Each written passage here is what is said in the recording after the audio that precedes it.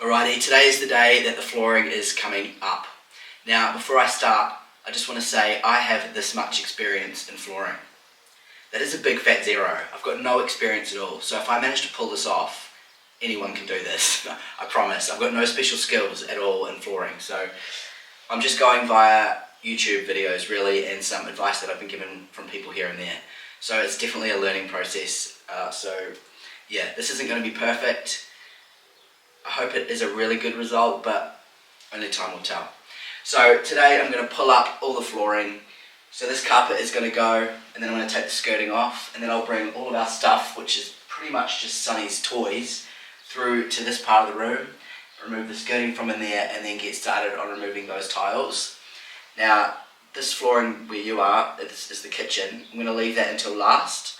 We might just because it's like we're still working in the kitchen, and obviously we have a young child and renovating can be a little bit messy, quite messy. So I'll leave that until last. I'm not sure if I'll pull that up today or not yet. I'll wait for Soph to come home and we'll make that decision. There will need to be some self-leveling first, so that's another process that I'll hopefully learn off YouTube, because where the wall came out there is quite a big gap. But I'll show you around the room now quickly before I get started on pulling up the flooring. Wish me luck. Alrighty, so you can see here, this is where the wall came out. There definitely needs to be some leveling here. Quite a big hole really through the floor. And you can see this carpet's absolutely had it, so it definitely needs to come up. It's moth eaten. And over here, I think they might have had like an office chair. You know, when you sort of move around in your office chair, it starts to pull at the carpet. I think that's what's happened there. There must have been a desk there, which is quite normal. Now, I have since learnt from the neighbour that there's potentially a fireplace in there. Well, there was. And what I've felt in the carpet when I step here, I don't know, you probably can't see it, it is uneven. It's like there is something there, like maybe it's the old hearth. So we'll see what that's like when it comes up. There might be some tiles or something to remove, I'm not too sure. It comes away pretty easy.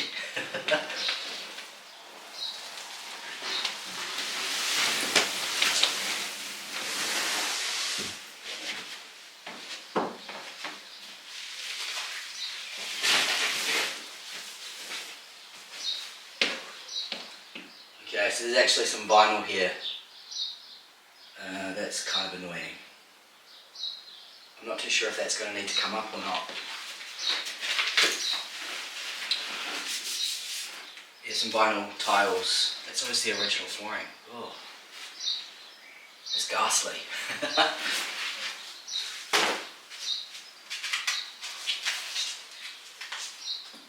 It might not be too hard to bring it up. Yeah, I think I will need to get it off the floor. Oh, I feel like that's going to take ages.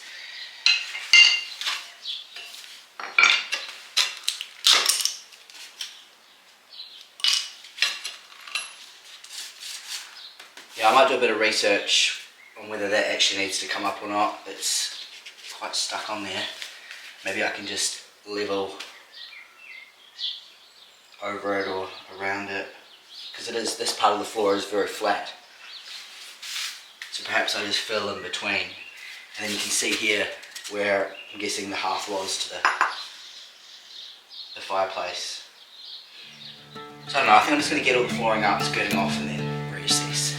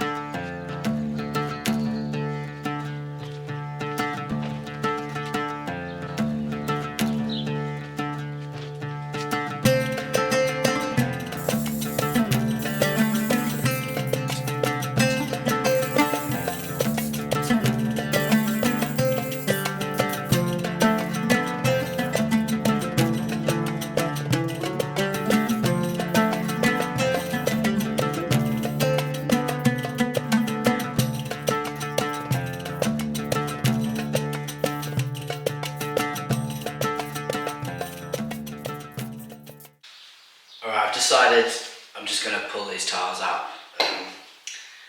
They probably would be okay underneath the limestone tiles, but because I now know that it's there, I feel like it's really going to bug me. And they come up pretty easy, they do pop off reasonably easy, so I don't know, this might take me an hour, but it's only an hour. I say that now. Let's check back in an hour and see how far I've got. So I just had a sudden thought that maybe I should do a bit of research on these tiles. I don't know why, I was like, ooh, could there be asbestos in them? So I did a quick Google search, and yes, there's a very high chance that there is a little bit of asbestos in the tile or in the glue that's holding the tile down. I've just removed 2 rows, so now I'm just very carefully cleaning up what I've done, and I'm going to leave it. So I'll just clean it up so it's tidy, and then I'll self-level over top of these tiles. There's not a whole lot I can do now, I've done it, so yeah, I should have checked first, but I guess you learn as you go. Apparently tiles that were laid before, vinyl ones that were laid before 1980 have a high chance of having a little bit. I don't, like, from what I can tell on Google and a few other people that have done it, it's low risk, but I'll just leave it as it is now, tidy it up and level over it. So last video Cole spoke about, well, the video before last we spoke about how we didn't get any artwork at the Detling Antiques Fair, and that was one of the key things we were looking for. And the last video Cole mentioned that I'd actually gone on to Vinted, and I found a really cool seller, like it must be a shop, but I managed to get a bargain on 2 pieces of artwork, and they've arrived this week. So this is the first one. So this is, it's like a, I don't know, acrylic or something. But I really like the frame. It's got this kind of linen mount, and we like this kind of ornate gold, and it's also a really good size. And if I put it against this green wall, which is basically the colour, most of the colour walls in the house are going to be this kind of type of green, some type of sage, it just looks really nice. It really pops this green and this linen on there. So I don't think I'm going to put it there because I think it's a bit small. And the other one we got was this. The oil paintings. This is an oil painting. What did I say? Acrylic. Oil paintings. So this is another oil painting, which is obviously bigger, but it's got this really nice green in the frame, and it's all really textured, obviously because it's oil, not acrylic. And I think we are definitely going to put it on this wall. Cole is going to put it up for me, and I just think it's really lovely. It's got a really nice, like, warm glow to it, and it's the perfect vibe.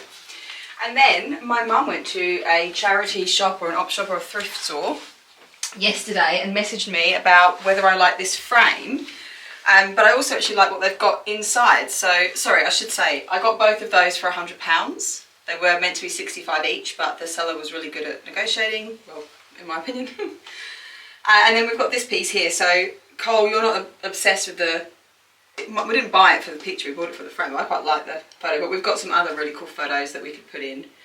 But I like the frame. Maybe you think it's a bit bright, but I think it'll look really nice, not on this wall, but just because everything is being shown on here. I think it looked really good. And it was £4 from Oxfam. Alright, I've cleared the room out. So I'll start with the skirting boards, and then I'll come down and tackle this area here. That looks like it's going to be quite hard to pull up. Hopefully I've been deceived and it's very easy.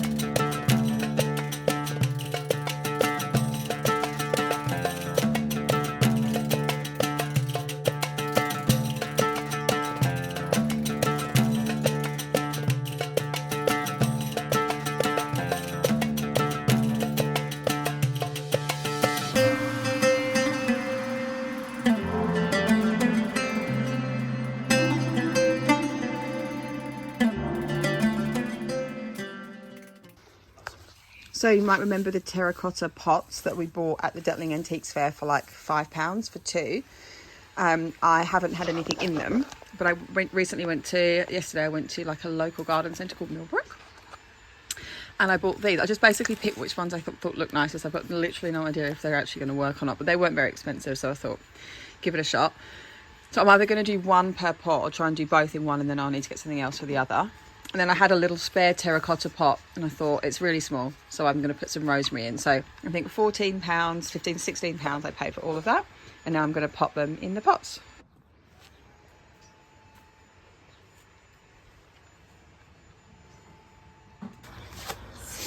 So I'm wearing my new gloves that I got for Mother's Day.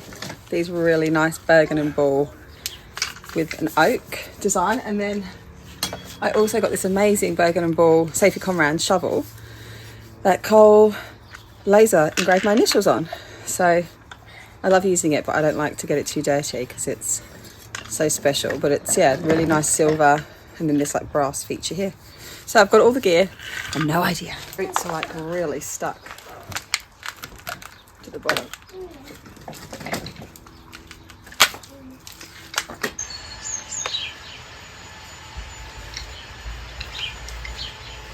So it's cute, and I feel like it'll be nice to put over there because it'll give a nice kind of smell to the garden. Rosemary.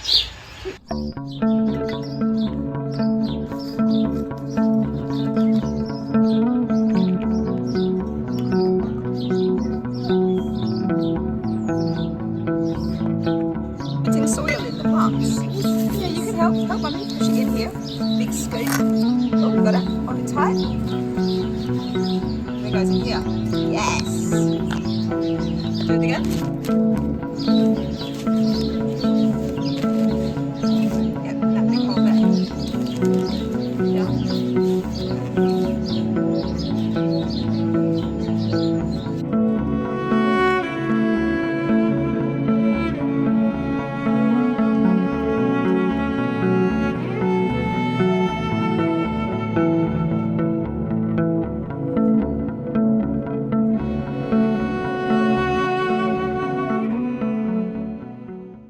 So it is now the next day.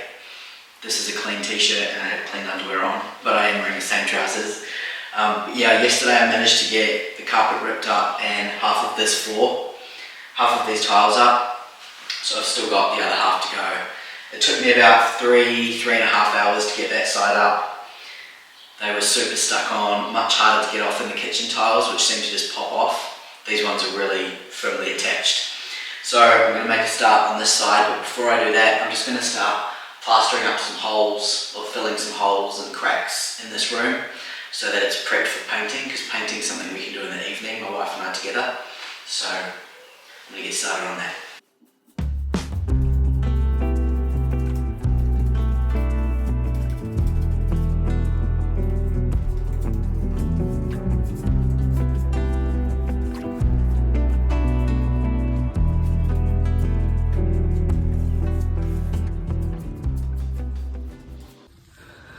My brother-in-law has lent me this hammer drill, which will definitely help with the next lot of tiles.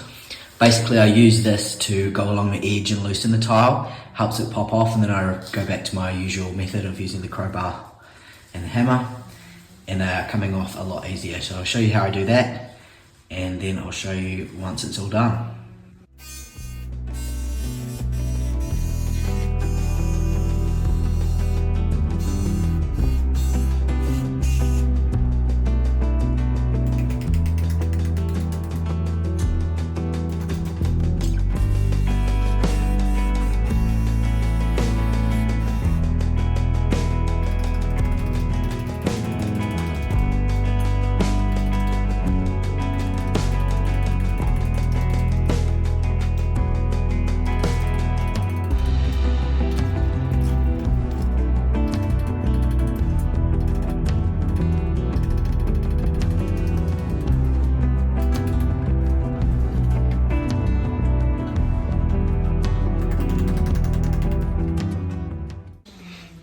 Alrighty, the tiles are off.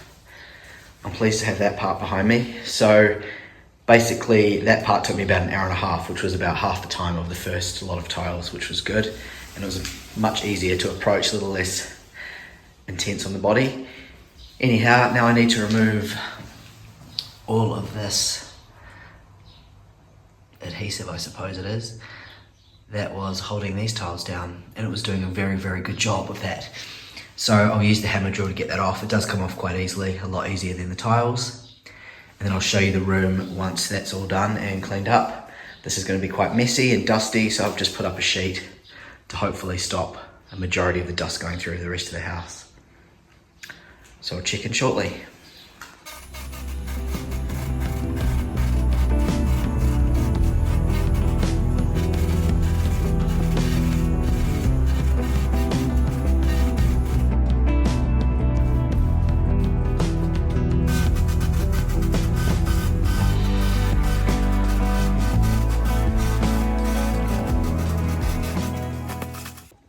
Alrighty, I'm all done.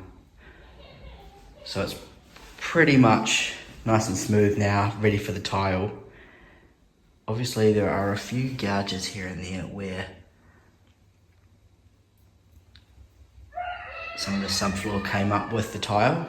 So I'll fill those in with some cement that I've got. But otherwise, I'm pretty happy with this. It's pretty smooth in person.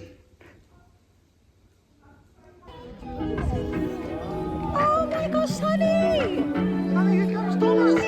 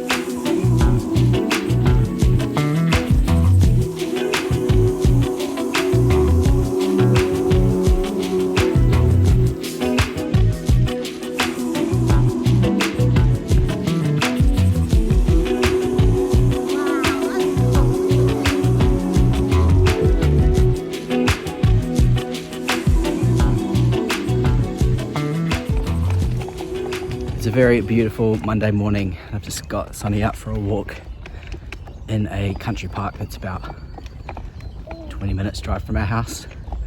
I don't normally film myself out in public like this, so if I can hear a runner coming up behind me or if someone's about to pass, I'll quickly drop the camera. So I feel like a bit of a numpty. So while I'm out walking, I thought I'd just talk you through what we're thinking with the kitchen. Now that we've got the tiles coming up, it's probably a good time for us to rip the kitchen out, which we've decided we probably will do. We're sort of going more on a budget friendly side because, as mentioned, this isn't our forever home, and there are actually some really good kitchens for probably about 25% of the price of the dream kitchen, but we think financially it's the best option for now. So we have got a meeting with IKEA tomorrow, like an appointment to design a kitchen and come up with a price. And I've also found another place online, DIY kitchens, which seem to be extremely affordable, and they look like reasonably good quality with really good reviews. So the other two options we're going to explore initially. Hopefully one of those will pan out, but if not, we'll have to research further. So it's going to be quite an interesting process, I think, seeing what we can get for our money that's decent, looks aesthetically pleasing, and is also functional. That's probably the main thing. We really want the kitchen to be functional. So I've got to come to a dead end, so I'm just going to turn around. So yeah, today I'm going to measure up the space, get those dimensions through to the IKEA consultant so they can start sort of planning, I suppose, and then we'll have the meeting tomorrow. So I'll touch base again once that's all gone through. We'll be pretty transparent with pricing, there's nothing to hide. Just realised we haven't told you about the price of the tiles yet. We got two quotes. They came in at around £9,000, which I think is quite fair. It's a big job. This is for about 30 square metres. That was supply and install. So yeah, two quotes, and obviously I've decided to do it myself because I enjoy a bit of DIY and learning new skills. But off the back of that, we're going to save a little bit of money. So £9,000, that's about 13,000 US dollars and around 20,000 New Zealand dollars. So we have just paid for the tiles, and along with that we purchased all the sealant, adhesive, grout and all that sort of stuff. So that's going to come on 3 pallets from the same place, and that was, I think, £1,700 for that. And then I think we're going to need another £500 to £800 for the equipment that I'll need, like PPE,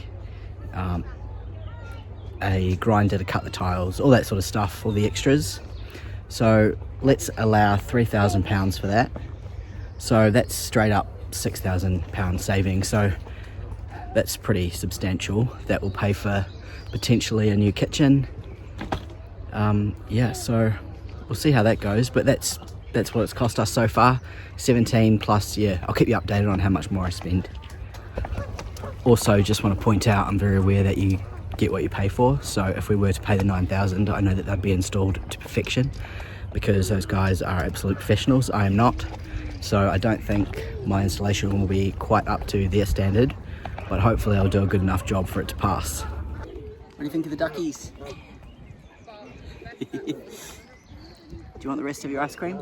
Yeah. Okay, good boy.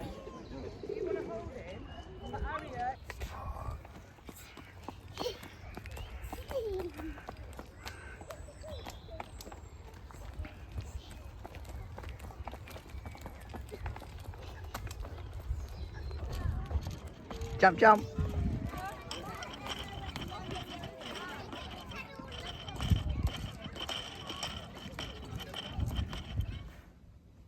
Alrighty, I'm now going to get stuck in and start filling in this gap here and a few other holes that you've seen in the other room. Just using a concrete repair mortar, you just add water to that. But I am going to leave this for the next video. I'll upload a video this Friday coming, so that's only a few days away. And with any luck, that room there will be fully tiled. I'll of course show you the process of me tiling, or attempting to tile. But that is the plan, that room will be done. So thank you very much for watching. Hope you've enjoyed this video, and hopefully we will see you on Friday. Enjoy the rest of your week. Cheers.